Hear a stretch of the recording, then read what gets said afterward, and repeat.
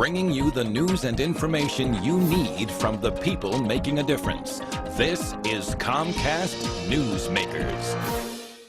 Welcome to Comcast Newsmakers. I'm Steve Mumm. We're on location this hour in the original basement, the foundation of the Spokane County Courthouse. Lots of rich history. My next guest is perhaps reaching back in history to some of the principles of the Founding Fathers. It's Matt Shea, representative from the 4th District. Welcome to the program. Thanks for having me on. Thanks for being here. State sovereignty. You know, you have got some strong opinions, and you're ready to put them into action. Tell us more. Well, absolutely. State sovereignty, I believe, is going to be the seminal issue over the next 2 years. Washington was the third state in the United States to introduce a resolution reclaiming state sovereignty under the 10th Amendment, and I was the sponsor of HJM 4009 here in Washington. Now you said third state, yeah. And what were the other two? Well, the other two were New Hampshire and then originally Oklahoma. And actually, after we introduced it, 37 other states have introduced it as well.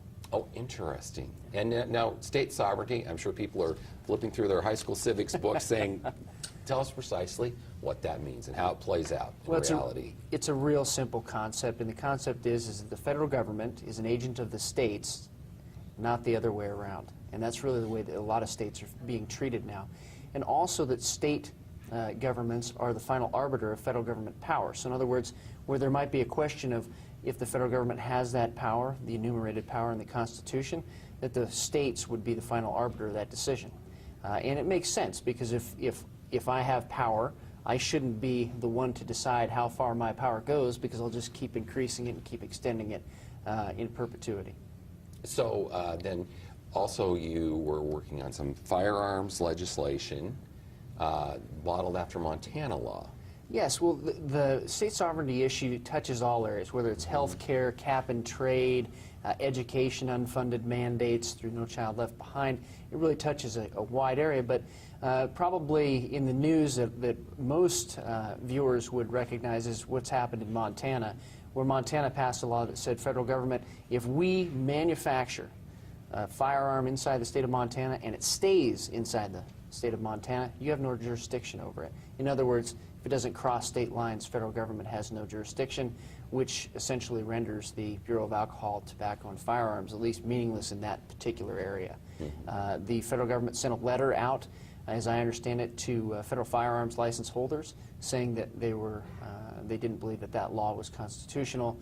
Now the states, as I understand it, that have passed it, Montana and Tennessee, are now part of a lawsuit, actually, to counter that assertion and try and get a court to rule on it. What side is constitutional, the states or the federal government? So then if, you know, the states, the firearm legislation that you're talking about, how does that play out if the Bureau of Alcohol, Tobacco, and Firearms has no jurisdiction? Then how does law enforcement work within a state? Well, the state, in a state, the county sheriff is actually the preeminent law enforcement officer in the United States. It goes all the way back through English common law. And that sheriff would have actually jurisdiction and authority over a federal government agency that tried to come in and enforce it against what that sheriff believed to be the state laws. In other words, the way it would play out is that if a federal agent came in and was operating in that county without that sheriff's authority and without that sheriff's knowledge, that sheriff would actually have the ability to arrest and detain that federal agency. And it would be, you know, obviously very confrontational as an issue. And we're trying to avoid that, obviously, by going through the court system. So. Matt, I'm going to go out on a limb here. I'm going to say I'm suspecting you are a student of history. I'm a constitutional attorney and a student of history, yes.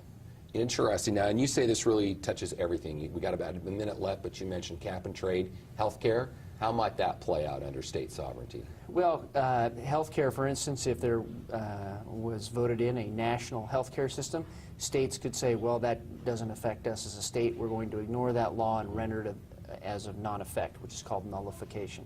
So states would have that opportunity to do that, and again, it would create a confrontation with the federal government, probably would play out in the courts. Well, interesting stuff. You know, I live up on 5 Mile Prairie in Spokane. We have often jokingly talked about seceding from the city of Spokane. So you've given me some ideas. Thank you very much, Representative Shea. Pleasure to have you here. I'm Steve Mumm. Thanks for tuning in on Comcast Newsmakers. Stay tuned. CNN Headline News, top of the hour.